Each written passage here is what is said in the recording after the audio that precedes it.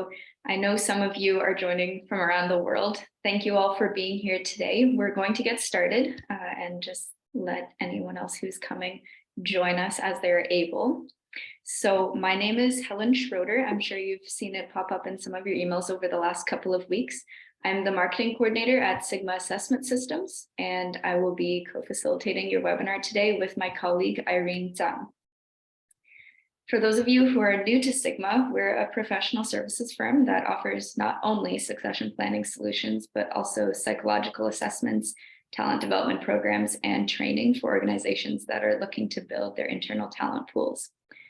We've been in business for over 50 years, so as a company, we have a lot of experience, especially our consultants. And today we're here to talk to you about succession planning. This is one that we're particularly excited about. Succession planning is one of the most important strategic processes that your organization is going to undertake. So maybe some of you are here because you're looking to start off the new year with a succession plan. We hope that this webinar will be informative, but also a practical way for you to kickstart that succession planning process for your team. We have about 60 minutes together today. And for the first 40 minutes or so, Irene will walk you through the webinar content and introduce you to succession planning, what it is, why it matters, give you some handy tips and tricks to facilitate the process. And as we go, you are welcome to post any questions that you have in the chat. Sorry, not the chat, the Q&A box at the bottom of your Zoom screen. I will monitor that as we go along, and at the end of the webinar, we'll leave about 15 minutes just to go through those questions together. All right, and now without any further ado, let me introduce you to my colleague Irene so that you know what an incredible instructor we have with us today. So Irene earned her master's degree in industrial organizational psychology from the University of Guelph, where she also received a Canadian Psychological Association award for her research. At Sigma, Irene works with the consulting, research and development, and succession planning teams to continuously improve our assessment offerings and provide scientifically grounded solutions for our clients. So you are in very good hands today. And I'll pass it off to Irene now to start walking you through our content. Thank you, Helen, for the introduction. I'm just going to get my slides up on the screen here momentarily. Okay, you should all be able to see my screen now. So welcome. Thank you for joining me on today's succession planning webinar.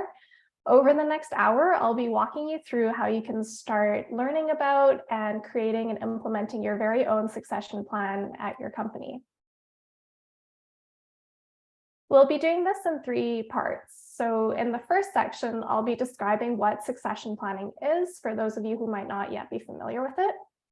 I'll be contrasting what succession planning is versus a similar concept, which is called replacement hiring, and also discussing why succession planning is important to think about. In the second part of our presentation, I'll talk about Sigma's proven 6-step process for succession planning and walk you through each of these steps in detail so that you can learn about how you might be able to start doing these in your own organization. Finally, I'll go over some common pitfalls and challenges that we often see our clients face when they're trying to create and implement their own succession plans. Then we'll also discuss the value of working with an external consultant to try to mitigate these challenges as you start succession planning. So let's jump in. Let's try to get on the same page about what succession planning is at first. Chances are good that if I asked 20 of you in the room today to give me a definition of succession planning, I might get 20 different definitions. This is a concept that a lot of people have different ideas about. So at Sigma, we define it as the process of identifying and developing internal talent to fill critical roles when vacancies occur. I want to give you a moment to think about, in particular, the focus on internal talent here. What we want to do is make use of the current human resources that we have at our company, so not the human resources department, but the actual employees that we have, and think about how they can be strong candidates for replacing potential people who might leave in the future at our company. This means that we're not only building a list of these potential replacements, but also working on developing them over time so that they can gain the competencies needed to step into these roles with maybe more responsibility in the future before vacancies even arise. Succession plans can look really different at different companies based on maybe the size of your organization or what industry that you're in. However, they do share a few core features. So they usually work towards similar goals, which I'll talk about in the next slide. They are also ongoing over time, which means that you not only set a plan, but you have to work on it over time. And it's an active plan that you go back to and you revise when things change. So for example, maybe you had a succession plan before March 2020.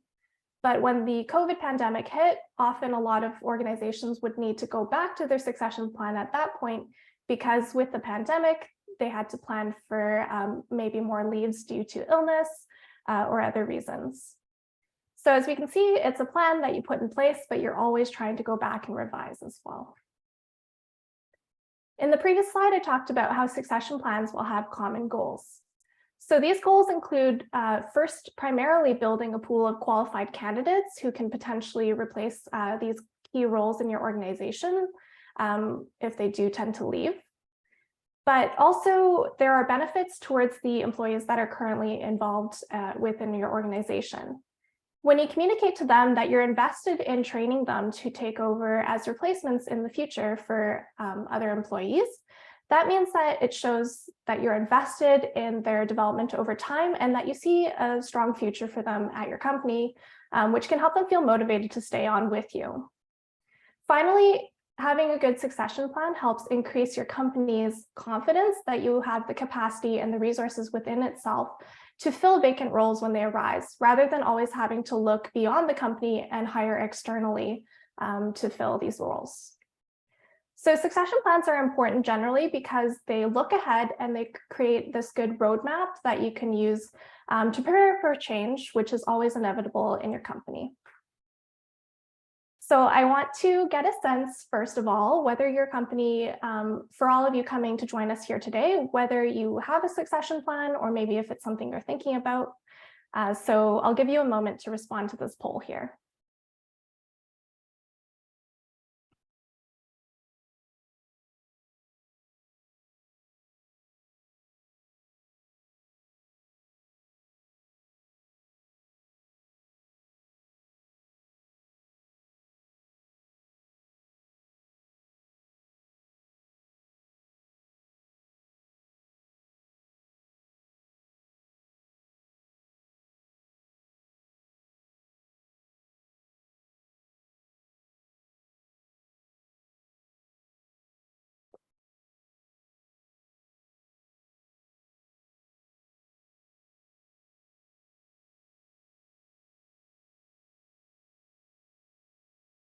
Okay, so as we can see from the poll results, we do have a mix of responses here. Several of you are familiar with succession planning, so it looks like you have either a documented or undocumented succession planning process and a few different replacements in mind as well. So it's great to see that we do have a mix of people here today. Hopefully the information that we give you over the course of today will help you fill in any gaps in your knowledge. But we're also happy to help with any other questions that you have remaining at our final Q&A session. Okay, so succession planning is something that I've already defined for you, but I also want to contrast it against something that's very similar, which we call replacement hiring.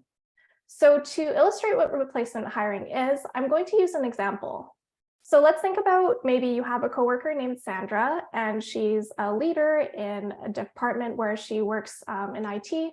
So she has this really strong skill set in understanding how computers work. Sandra suddenly leaves one day, which means that the 5 people that she used to lead suddenly don't have a manager anymore.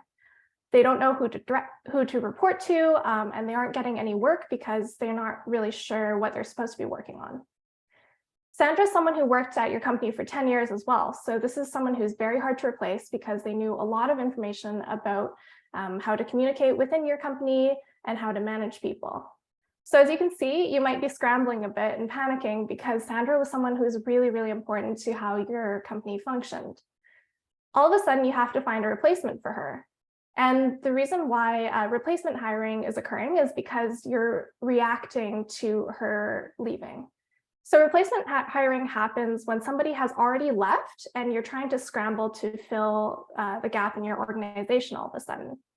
Instead of thinking carefully about who might be available for the role and who in your company already has competencies that are similar, you have to make a really quick decision on choosing the best person available in that very moment. Because you don't have the luxury of time to make a really thoughtful choice about who might be the best replacement for Sandra, oftentimes you just try to choose the best person available, who often looks a lot like Sandra. So maybe you're thinking about things like, she was really an asset because she was very bubbly and outgoing. This might actually not be competencies that are actually helpful for success in her role, which was working with computers, but they might actually be things that were generally helpful when you interacted with her. So you might get those two a little mixed up, and you might start to look for people who are really outgoing at your company because you're trying to replace the person rather than think about the actual role that you're replacing. So the main drawbacks to doing replacement hiring are that because you have to act so quickly and try to find a replacement right away, you might not make the most fair decision as well. Instead of thinking carefully about an entire pool of people who might have similar competencies, even if they don't look like Sandra, you'll just try to copy what she looked like and pick the best person who looks the most like her. On the other hand, succession planning is much different than replacement hiring because rather than taking a reactive approach to hiring, you're actually being proactive. You're planning for the future and you're planning ahead, knowing that Sandra at some point will leave your organization, whether it's for retirement because she is at the end of her career, or maybe she's gotten a promotion because she's a really star performer. Maybe she's left your organization for other opportunities, or maybe she has to leave suddenly due to illness. Whatever it is, you know that she will have to leave eventually one day, even though she's such a good asset for your organization. So with this in mind, with succession planning, you think ahead to that eventual day and you have the time and the luxury of time to think about, okay, let's make a really big pool of people who we think might be good replacements, and let's invest time into developing them if they don't have all the skills required to currently perform her role, but we can slowly work at developing them into someone who will be a really good fit to one day step into her shoes when she does leave. So succession planning, as opposed to replacement hiring, succession planning is a lot more fair because you have the time to make these well thought out decisions and consider candidates that you might not immediately consider as well. So now that I've defined the difference between these two, I'm also curious to know whether your organization is engaging in more succession planning, replacement hiring, or potentially a mix of the two.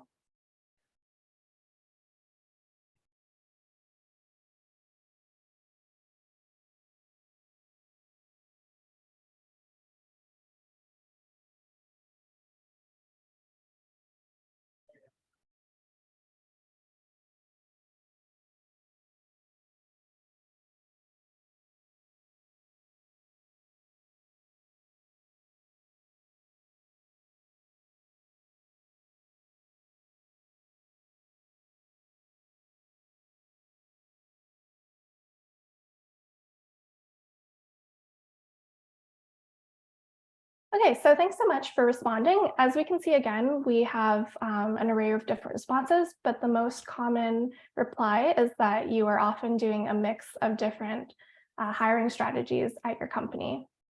And that makes a lot of sense. Often we don't have time to make a succession plan for every single person that leaves. But if you're here today, that means that you're invested in learning more about succession planning. So that's great. And we'll tell you about when it's appropriate to start using this more often in your company.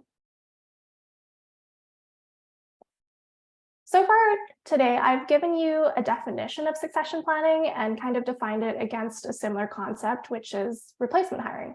But I haven't yet told you about why succession planning really matters, which is the meat of the matter. Why do we want to invest in it? Basically, turnover is inevitable in all organizations. That can be for the number of reasons that I talked about in the previous slide, for instance. So it could be things like retirement, promotions, leaving your company for a different one. It could be due to unexpected illness. Whatever the reason, people are always going to leave your organization for some reason, even if they are star performers. So succession planning makes sure that you're prepared for this realistic change, and it can help you prepare for vacancies well in advance of them actually happening, so that when the day comes and the change does occur, then you feel more prepared for it because you have an action plan in place. Succession planning helps organizations in a myriad of ways. So first of all, if we think about someone like Sandra leaving, who's been at your company for 10 years, oversees 5 people, and generally gets along really well with everyone, you can see that she has a huge wealth of information that is organization specific. She might know who the right person in different departments is to contact about different issues, or she knows which clients to contact about other things. The fact of the matter is she knows how to work within your organization, and if she leaves suddenly without passing that information on, all of that knowledge is lost. So to prevent that from happening, if you plan in advance some ideas of potential candidates who might be able to replace Sandra, then you can start a process of what we call knowledge transfer, which is when she teaches people about what she knows before she even leaves, so that knowledge is not lost. And then when the new person steps into their role, they have less time getting acquainted with all this knowledge, and they can get up to speed really quickly so that they can kind of start working at the same pace as she was. So this helps minimize the dip in productivity that you'll often see when you have to hire a new person and train them. Secondly, we can motivate employees to engage in succession plans if we communicate to them that this is happening and that we're invested in seeing a future for them at our company. So what this means is employees will often feel more committed to your organization because they see a path forward towards more responsibility or maybe more complex and interesting jobs than what they're currently doing. You'll be able to encourage them to stay with you because you're giving them these great training opportunities as well to learn some new skills. This creates a culture of growth and development at your company, and also fosters the retention of long-term staff because they see different career paths in the future and how they can make a career for a long time within your organization. Finally, with succession planning, you can help improve objective decision-making. Succession planning often helps broaden the pool of candidates that you might not otherwise have considered. So this helps you actually make more diverse hires over time because you're looking beyond what you would normally consider if you're given only a few moments to find a replacement. So in the first part of our presentation today, we discussed what succession planning is, contrasted it against replacement hiring, and talked about why it really matters. In our second part of the presentation, I'll go over Sigma's 6-step proven process for succession planning so that you can get acquainted with each of these steps and learn about how you can start to implement them within your own organization. While we do that, though, I also want to encourage you to go to our website. It's at the bottom of the slide here, sigmasuccession.com. And on the right-hand side, you'll see that we have some words in green. And these are all different templates and resources that are totally free for you. You can make copies of them, you can download them, and you can print them as many times as you want. And we want to encourage you to use these to help you achieve your goals if you are a bit stuck on how to implement any of these steps. So with that in mind, let's go into step 1, which is identifying critical roles. So when you're thinking about doing succession planning within your own company, you might be feeling a little overwhelmed right now. Maybe your company has 700 different roles or even more than that. And you're thinking, oh my gosh, how do I make a succession plan for each of these roles? So the answer to that is you really have to narrow down. You have to find what we call critical roles that are essentially roles that without these, the wheels on the bus would just stop spinning. Your bus would stop moving. These roles are so integral to how your organization functions that if you lost them like tomorrow, business would not continue as usual. It would really be affected. So if you're thinking about that and you think about someone or a role in your mind already who fits that description, that's a really good person to identify as a critical role. Beyond that, we recommend that you start thinking about certain key roles, including different leadership positions. So often executives, for instance, oversee a lot of people and do a lot of strategic planning and delegating of work, which means that they organize work for others and they'll really have a trickle-down effect if they leave right away. Beyond leaders, though, I also encourage you to think about people who might not be leaders, but also still hold a lot of knowledge and a lot of important information in their roles. So people are often overlooking administrative staff, for instance, when they're thinking about critical roles. But if you think about how important administrative staff are, chances are good that you talk to these staff very frequently, and they have tons of good information about how to communicate across departments and who you need to talk to get specific questions answered. Another role that is super important to think about are people who have very unique skill sets. So let's say in our previous example, we said Sandra worked in IT. Maybe IT is an area of your company where you only have a few people who have this very niche skill set. And it's a skill as well that they had to go to school for, they've trained for many, many years, and they just have this really deep wealth of experience that you can't just teach right away to someone else without the same educational background.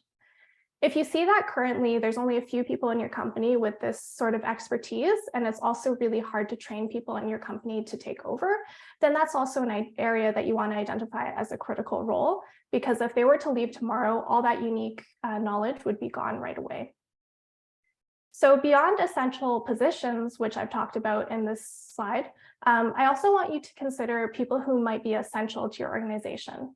So this might get you thinking about things that aren't necessarily part of people's job descriptions, but are maybe personal characteristics that really help them perform well at their job because they get along exceptionally well with others, or they do some sort of other part of their job really well. So I mentioned like Sandra, for instance, is very bubbly and outgoing. This might not be something that is crucial to her role as an IT manager. However, it is something that's helped her manage people well over time and develop these really close relationships with her direct reports. So when you're thinking about critical roles, sometimes what can get tossed in here as well is ideas about what might be really important for management competencies at your company. And thinking about competencies, that brings us into our second step of the succession planning process, which is building a success profile. So a success profile is basically a list of all the competencies, hard skills and soft skills and educational background that makes someone good at their job. A good place to start with the success profile is the job description that you already might have on file within your human resources department for specific roles. That'll give you an understanding of the basic educational guidelines that someone would need to have, or the educational certifications and diplomas that they would need to have the knowledge to do the job properly. But it also includes things like responsibilities that they have to do on a day-to-day basis when they are working for you. Beyond just the job description, though, again, I encourage you to think about competencies that you think are really important for leadership success at your specific organization, and also start including those in your success profile as well. So at the third step here, you have an idea of which roles are really critical in your company, and you also have created these profiles of competencies that are important for each role. Now you can start getting into the main function of succession planning, which is to start creating a bench of potential successors. So these are the candidates that we said might be eventual replacements for the person who is currently working in that role. What we want to encourage you to do is not only think about if this person were to leave tomorrow, who could replace them the next day, which is a short-term prospect. So of course, we want you to have candidates who could replace them in the short term, but also we want to encourage you to think about a long-term set of candidates who, over the course of a few months or a few years with the proper coaching and training, they could also get the skills required to step into that role. The reason for this is the old adage, it's not good to put all your eggs in one basket, because if you only name one or two people who are good short-term prospects, they might actually be such good performers as well that they also leave for reasons of promotion, or they might try to find different opportunities elsewhere as well, leaving you with an empty succession bench once again. So what you want to do is ensure that you have a really good array of both short-term prospects who don't need that much training, and also long-term prospects who might need a little more investment in their training over time. And I challenge you as well to not only include the direct reports of whoever is currently working that role, but also to look beyond them and think about people in cross-functional teams who might work once in a while with the person in that role, but actually have a lot of relevant background as well and similar skills that you can help develop over time.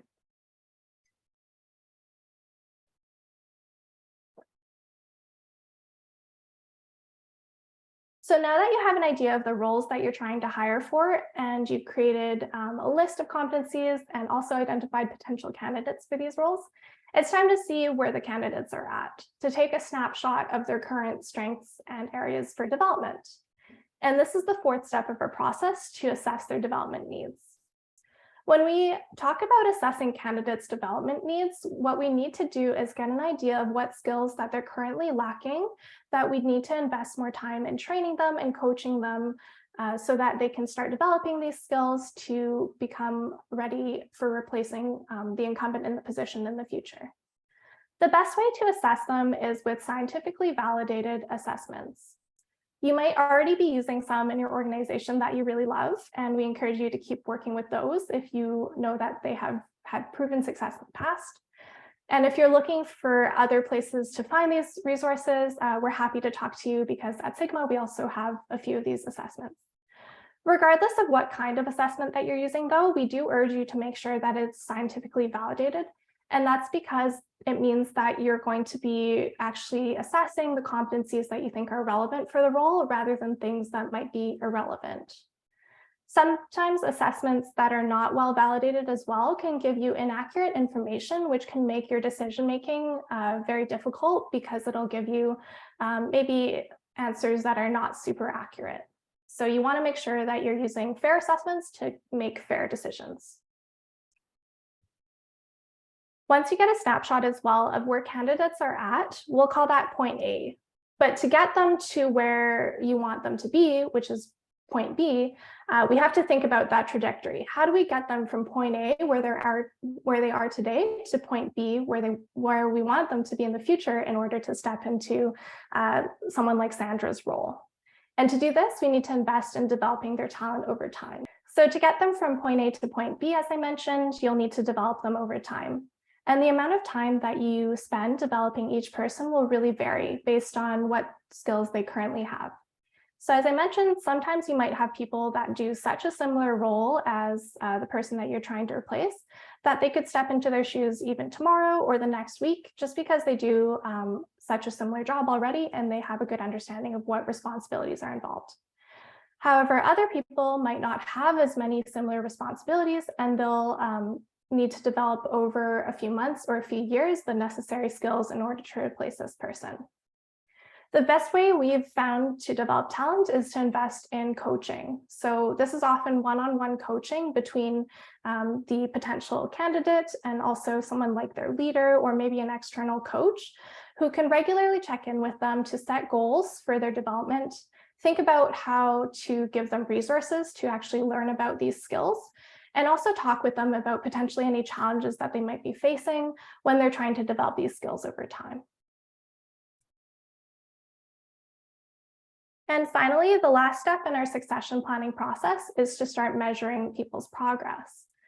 So when I talk about measuring progress here, I want you to not only think about measuring the progress of candidates themselves as they develop their skills over time, which is mostly what we discussed in the previous step, but also take a more holistic lens of your entire succession plan. How well is it working? And by asking yourself these questions, you can start going back and revising your plan to fix the parts that might not be working so well for you. By measuring progress on your entire plan, we recommend choosing a few different metrics that are important for your organizational success. Again, this really depends on what kind of organization you are. So maybe you're in different industries where different metrics matter.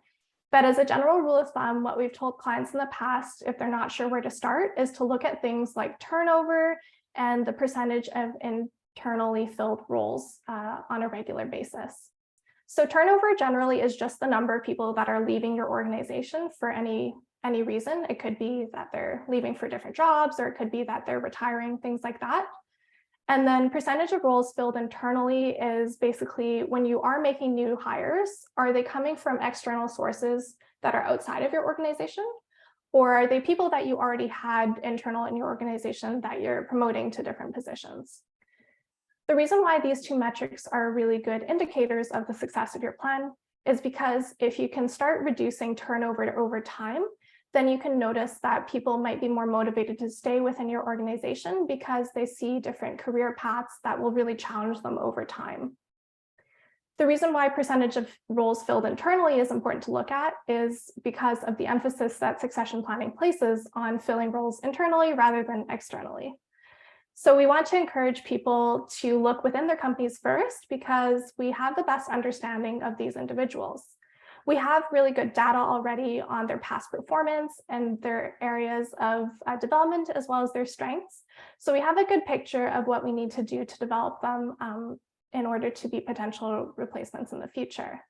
However, if you are hiring externally, that takes a lot of time and money, and you won't have as much data on how these people have performed at your organization in the past. Okay. So that brings us to the end of talking about our 6-step proven process for succession planning. And we'll kind of move into the final part of our presentation here today, which is talking about common pitfalls that arise when you are trying to create and implement a succession plan at your organization. So organizations often make the same mistakes when creating their succession plan, and we've seen this in Sigma's work with a lot of our past clients in succession planning as well. So I want to pass this knowledge onwards to you today so that you can hopefully avoid making these mistakes in the future when you are trying to implement this or trying to create your own succession plans. So the most common pitfalls that we do see when people are trying to create succession plans include focusing exclusively on the executive level when they're identifying critical roles, failing to document the process or update their succession plan over time, keeping their plan a secret, or delegating all the tasks to do with succession planning to just HR. So let's go over each of these in more detail. First of all, in the first step of our succession planning process, when we're trying to narrow down which key roles are the most important for keeping the wheels on the bus and your organization moving smoothly, people will often only focus on identifying leaders in executive positions. We definitely encourage you to include these leaders in your succession plan because, as I mentioned earlier, they often supervise other people and make a lot of important decisions about projects to prioritize, work to be delegated, and things like that. However, we also encourage you to look beyond just executive level roles and also think about people like the administrative staff that I talked about earlier, as well as roles that have really unique skill sets, because those are also people who, if you lost them tomorrow, your organization would really lose productivity and you'd be able to see a marked decrease in that. The second most common challenge with creating a succession plan is people often fail to document their process in detail, and they also fail to go back and update their plan as things change. So that's really important because, as we know, the world that we live in is always changing, and also the industries that you're in change over time as well. Okay, great. So the next thing that we were going to talk about was keeping your succession plan a secret. So that's also a common pitfall people will engage in when they're starting to create their succession plans. Oftentimes, there's a myth that if you tell people about a succession plan and that you're thinking about who might be good potential candidates for the role in the future, these people might feel threatened because to them, it might feel like you want to replace them or you're trying to find a reason to replace them. However, it actually works in the opposite way. If you tell more people about what succession planning is and the purpose of succession planning, you can help answer any questions about that in the future. It's not that you want to replace these really star performers or these really important roles in your organization. However, change is inevitable. As I mentioned, turnover is inevitable, and whether for reasons of retirement, sickness, different things like promotions, whatever the reason, they will eventually have to leave your organization. So it's in the organization's best interest that you make a proactive plan for how to approach this change when it does occur. So by telling them about this in the present moment and trying to get them on board, you can help deal with any concerns that might come up and help bust any myths that they might have about the process.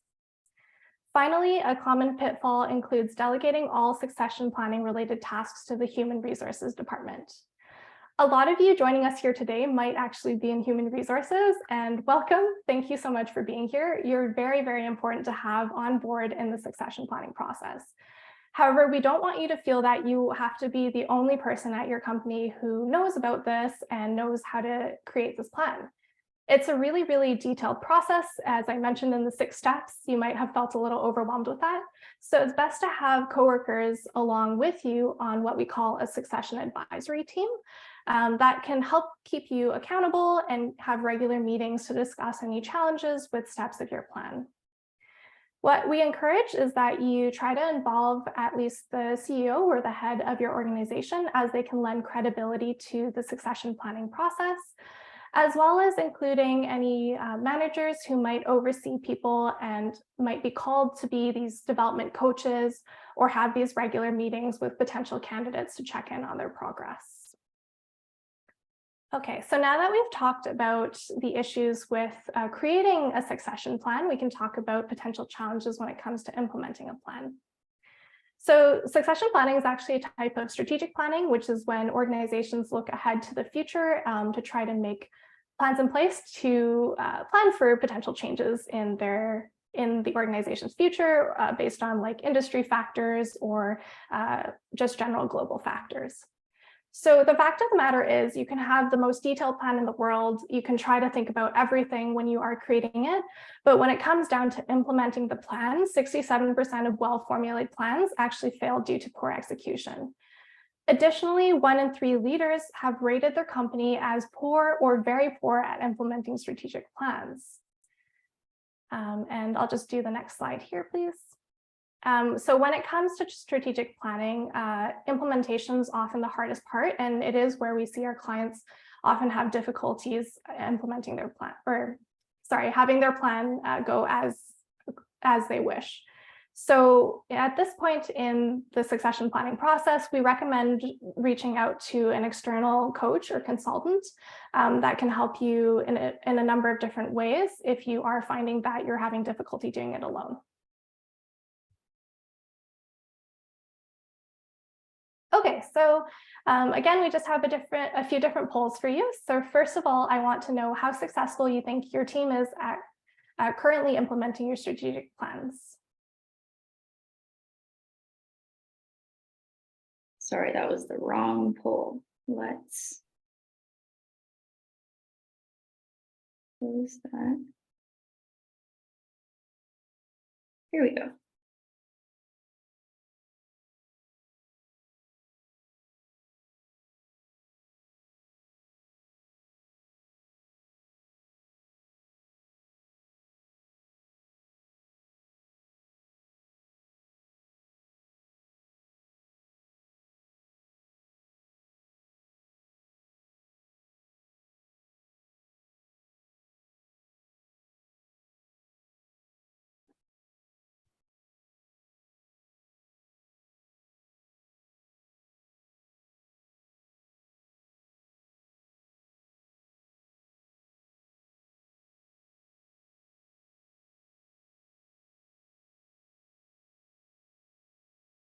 Okay, so thank you for responding, everyone. It looks like the most popular responses are that you usually follow through on your strategic plans, which is awesome.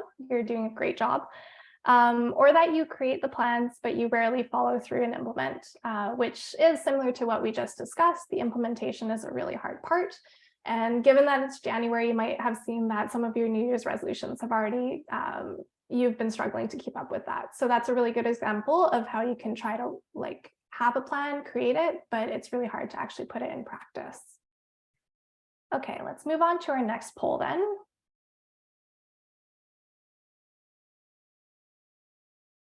So when you are implementing your plan, there's a lot of common challenges that people will face. So I want to know what the greatest challenges your team faces when you're trying to implement these strategic plans.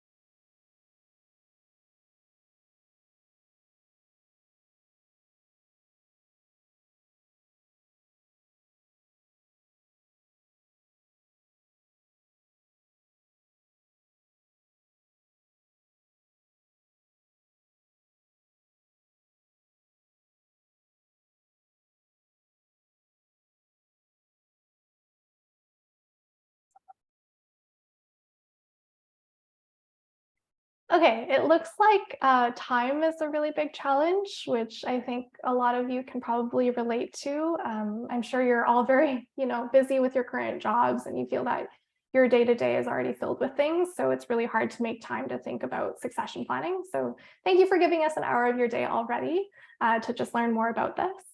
But also long-term commitment can be really hard. So thinking about this plan, but also keeping it fresh in your mind and returning to it over time is really difficult for people. So thank you so much for responding, and we'll go over these challenges in the next slide as well. When I talked about how consultants can help you with implementing your plan, they can actually do that in a number of different ways. So consultants can give you benefits as your time back. They give you a tried and true process as well, where they have worked with previous clients and they kind of know what the standard succession planning process is, so that they can tell you exactly what step you're on right now and when it's time to move on to the next step. Additionally, consultants give you this external accountability.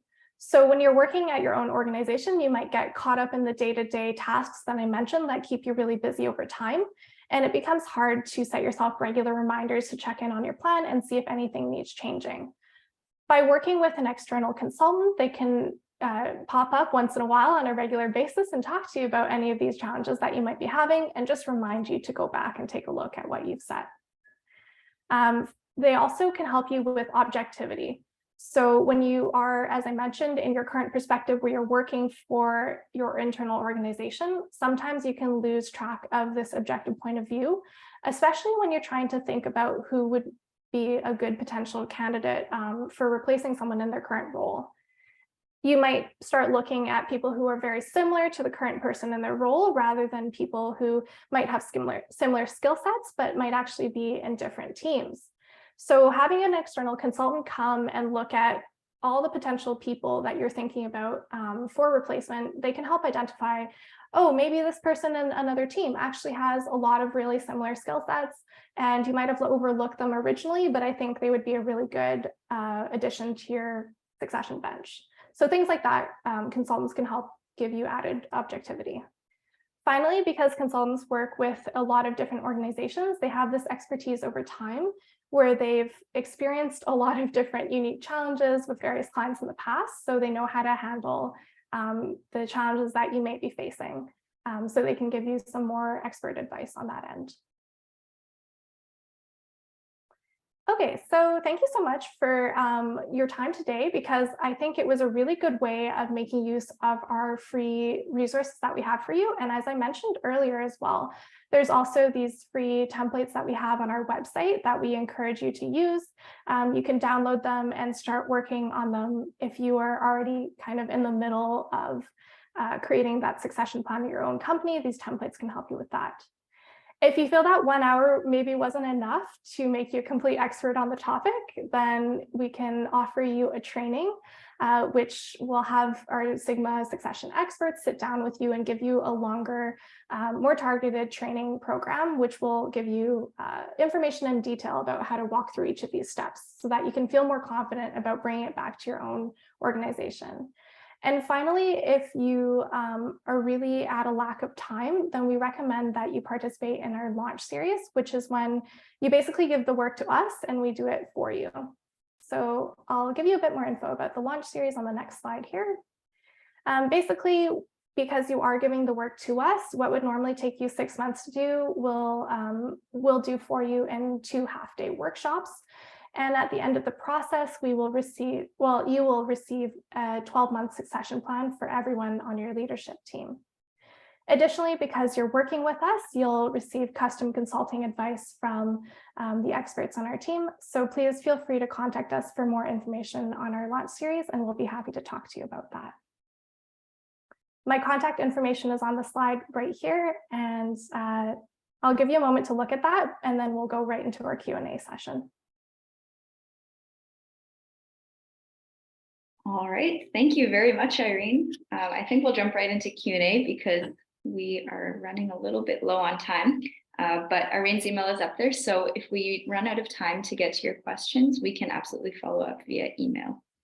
I'm going to start with some of the questions that we've received live here today before we go into the ones that were submitted during registration, just because we know for sure that all of you are here with us. So first, we've had a couple questions about using the 9-box grid for succession planning. Do you recommend using something like the 9-box? One concern that was raised is that it might be biased, and how can that tool be improved or used if it's going to be used for succession planning? So we actually have a really good resource on the 9-box grid that is already on our website. So please feel free to go to our website and use the search bar to find that. Our consultants have written some good advice and resources about what the 9-box is, and the benefits and potential drawbacks to that. I'm not going to spend too much time talking about that today, just because it is so detailed, but if you're interested in it, please take a look on our website. I think I might be able to share the link with everyone here as well. So sure. Try dropping that there. We also have a revised version of that template that can help you create a slightly less biased version of it too. And if you have any questions as you're going through that resource, feel free to email us and we can follow up individually as your team needs. The next question, we've had 2 questions that touch on the details of a success profile. Can you describe a little bit more what a success profile looks like, and specifically also the difference between a success profile and a job description? Yeah, that's a great question. So success profiles, we actually have also a template on our website that you can download for free, and it'll give you like the different categories of things that you'll want to think about. Generally, success profiles are more like at a glance version of what you need for a role than a job description. So if you think about scrolling through job descriptions, there's sentences and sentences of information, but you really distill it down into very bullet point, like what is the education needed for this? What is your professional background that you need? And any hard skills and soft skills that you'll need for the job, as well as potentially giving a name to these competencies as well that might be difficult to name in a job description. Great, thanks, Irene. And I'm going to move one of the lower questions up here just because it's related. What instruments do you suggest using for creating success profiles? Is there anything beyond just brainstorming and imagination?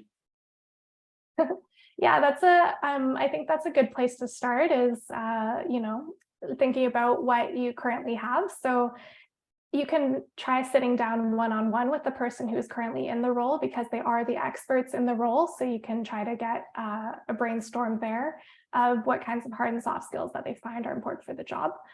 But additionally, if you're not sure where to start with those scientifically validated assessments, Sigma has a really big library of assessments that we're happy to try to help you find the best one for your uses. So again, please feel free to contact me about those, and then we can work together to see which one fits your company's needs the best.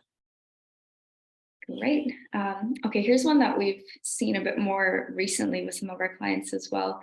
There's an increasing focus on equity, diversity, and inclusion. How would you recommend building out a diverse succession pool with that focus? Yeah, that's a really good question as well. So that is a common topic that we get asked. And by even engaging the succession plan to begin with, you're already on the right track, because by giving your decisions more time and by creating this kind of wider pool of candidates, you're already creating a more potentially diverse pool of who could step into that role in the future. In addition, we recommend thinking about candidates who you might not think of on the top of your head, but people who might be related to the current role, and kind of extending these offers of development and training towards these diverse candidates within your organization. Thank you very much.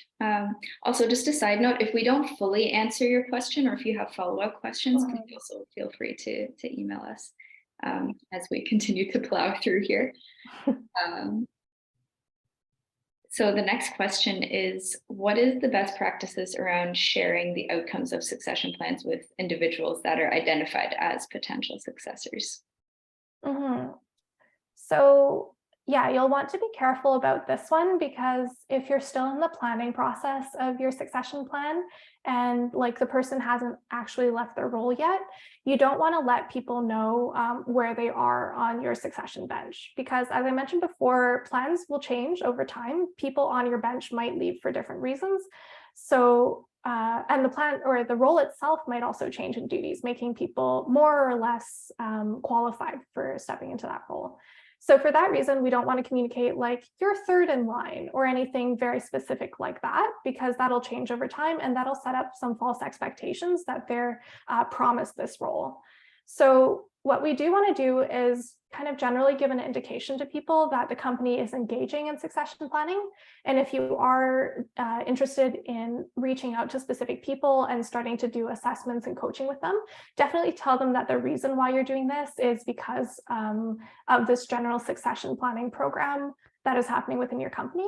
But until someone actually leaves the role and you're tasked with like actually looking at who's on your succession bench and most ready for stepping into it, you'll want to just tell people generally that we're thinking about succession planning. You might be considered as a candidate within a succession plan and kind of leave it at that.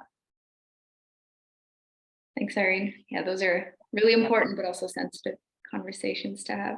Mm-hmm. All right, the next question is about identifying critical roles. So you gave us some really good tips for that. In particular for the non-managerial ones or the non-executive roles. Mm-hmm. Do you have any tips for how those can be identified? They're a little bit trickier. Yeah, definitely. So as I mentioned earlier, think about people who, like, there's probably a few names that already come to your mind that you're thinking, okay, this is my go-to person if I have any questions about this subject or another subject. And you just feel like they have this kind of wealth of knowledge, or the kind of role that they do already helps you get your questions answered so that you can do your work. So these people are really important to include in your succession plan, because often these are the people who might not always be in leadership positions, but definitely keep things running smoothly. Great. All right. Here's a great one for us. Do we use 360-degree assessments and leadership assessments as well? Mm-hmm. Yeah, we do have assessments like that. So please feel free to reach out to us and we'll be happy to talk to you about that. And what is the best number of successors for each leader? Do we have like a ballpark that we suggest?